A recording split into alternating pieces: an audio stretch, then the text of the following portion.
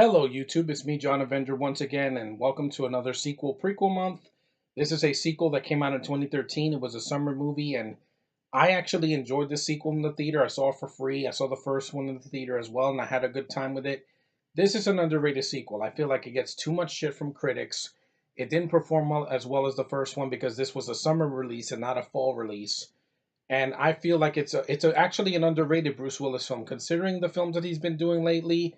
I don't think it's so bad, and that is Red 2. Yes, this is a direct sequel to the first one that came out in 2010, which was a fun action movie, action comedy with Bruce Willis and Helen Mirren and Morgan Freeman, who doesn't come back in this one because in the first one he gets killed.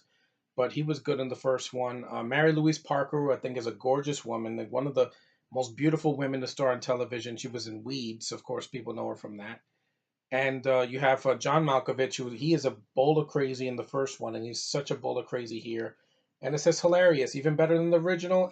Some things are better than the original, but I think the first one still is better. But it's still a fun sequel, and it has a bunch of new actors. Well, you have Catherine Zeta-Jones from Chicago and Mask of Zorro and a bunch of other stuff, and you have the always great Anthony Hopkins. You know he's not going to suck. Of course, you know who he plays because it's Anthony Hopkins, freaking Hannibal Lecter himself. You know who he's playing. And you have Brian Cox coming back from the first film.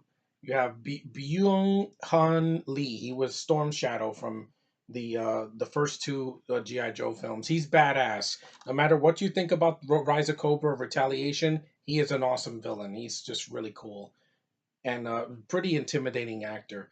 Neil Madonna, he was a villain in Arrow in the fourth season, and it's just a pretty good, decent ensemble cast. This was a fun movie. I saw this in the theater and I had some laughs. A lot of people that saw this movie were a bunch of old people that have seen these actors when they were young, so it was probably nostalgic for them. And this movie wasn't a insult to the first film. I think it's just as good. It has its problems. It gets a little too jokey, and some of the jokes don't work. But I still think it's a fun movie. And for 116 minutes, I've done a lot worse. I've seen sequels that were 2 hours long. Like I will take this over Mission Impossible 2 because that was so disappointing, and the fight scenes didn't work, and it felt so tame. And John Woo was not the right choice for the director. But here you have Dean Parasat, who directed this. I prefer the director of the first film, but he was doing R.I.P.D., which that is way worse than Red 2. I think Red 2 is very underrated. This is the Blu-ray digital copy. Um, there's a Blu-ray. Now that's a cool looking Blu-ray. It's an actually blue disc of Red 2, and there's the DVD. I don't have the digital copy. I got rid of it a long time ago, but I still really enjoy this film. Decent action. Bruce Willis is not sleepwalking. Give me a break. You see something else with him that he's done like after this, or like some of his comedies that like Cop Out. That's Bruce Willis not really doing much. Like he's trying, but the script is so shitty. Here, at least I think the writing is decent from John. It's the same writers of the first film, and they want to do a third film. I hope they hurry up because Helen Mirren is really old now, and Willis is getting older now, and Mary Louise Parker is getting up in age. John Malkovich is like in his 60s now. He's still hilarious. He's like the American Jim Carrey, and he's just so funny. Like laughed my ass off in the first film when I saw him, and in this one, and also in The Penguins of Madagascar, the guy is just so talented. Such a funny man. Anthony Hopkins is great. He's just steals scenes. He's just an amazing actor, such a classically trained actor. You don't have that. You didn't have that in this summer. This movie has classically trained actors. Suicide Squad. Yeah, that's the David Ayer and the freaking studios. Not that the movie's horrible, decent, but it had a lot of problems and it got interfered. This was done by a Summit. They did the Twilight films, and this is better than any Twilight films. And you see what happens when you do a movie without interference from the stupid studios. You get a decent film.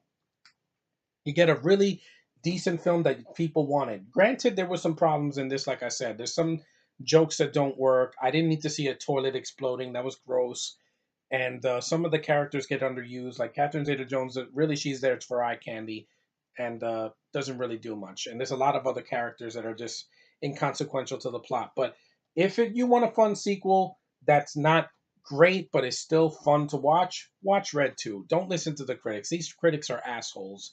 On freaking IMDb, it gave it a pretty decent rating, so I give them credit for movies, for sequels here and there. But Rotten Tomatoes and Metacritic, they can suck it. I don't care what they say about this movie because I had fun in the theater. I watched this for free and I didn't feel ripped off. I got this on Blu-ray for Christmas, and it was a great gift. I really enjoyed this film. It's a sequel that I haven't talked about because when I got it, I was starting on YouTube back in 2013. So now that I have an HD camera, I can talk to you guys. Give Red 2 a chance. This is a fun movie. If you didn't see the first one, go watch the first one first and then do a double bill with this movie because it's fun. It's not horrible. Give me a break. You people on YouTube saying this is worse than the first one. The first one wasn't even funny. Like Spillcom, they said that this was a shitty film and the first one was. It's old actors kicking ass. That's awesome. That is really awesome. I had fun with this movie. It's not a horrendous pile of crap like freaking Ride Along or Independence Day Resurgence or any other sequel that's come out. Ride Along 2 or the Huntsman sequel, prequel, midquel thing. That it's none of that. It's a direct sequel and it works. And it's not overblown with CGI. Some of the action scenes have CGI, but it's ridiculous, but it's fun. It didn't have as many problems as Furious 7, which was really long, had way too many characters, and they didn't end it with that. No, they have to do another one next year that I don't even care about.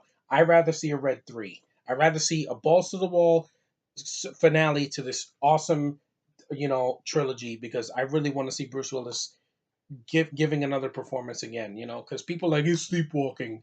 There's other characters I like here. John Malkovich steals the show in both films. He's witty. He's actually big. He actually cares about his performance. He's given more of a performance than anybody that was in Independence Day Resurgence or Ride Along or any other sequel that had any movie that had a sequel this year or last year. I think it's a fun movie. It's underrated. It deserved to be a box office hit. I don't know why. It came out at the wrong time in late July when after Man of Steel came out. And I don't think it's that bad. Give me a break. People just on YouTube want to bitch about everything. I like this movie and I'm not apologizing for it. It's a fun, entertaining action comedy with a really good cast. You cannot do better than a cast of some Oscar winning and Oscar nominated actors and some old school actors that still work well today, even if they have problems, like Bruce Willis. I like him in this movie. I'd rather see him here than in Cop Out.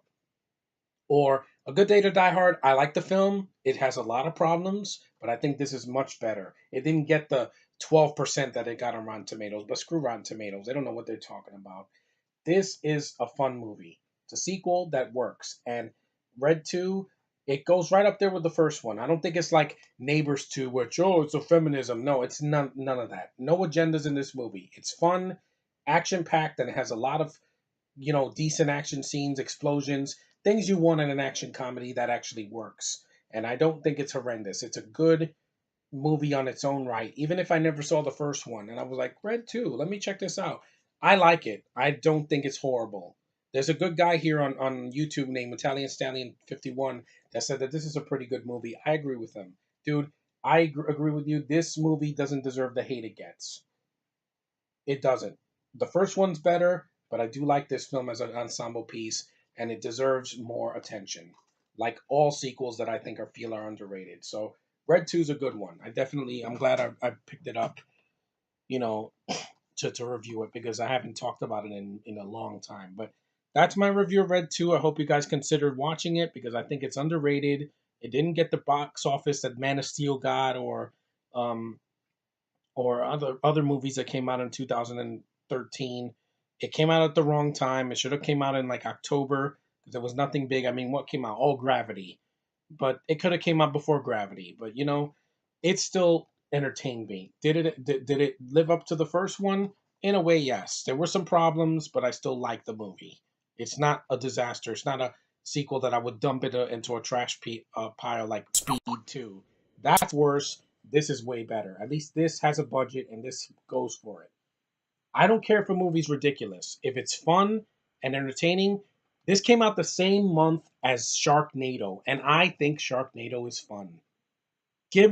call me crazy, but a shark's, flying in the air and smashing people like a freaking cartoon, that is my entertainment. And screw people that said the asylum has never done anything right. The Sharknado films are a prime example that they can do something fun. And this movie is fun too. Enough said. Anyway, thanks for watching, liking, subscribing, commenting. You guys are awesome. Sorry if I got a little hostile there. I've been through a rough week. This has been a very rough summer for me. Tomorrow's the last day of summer. I'm so glad. We can move on with the fall.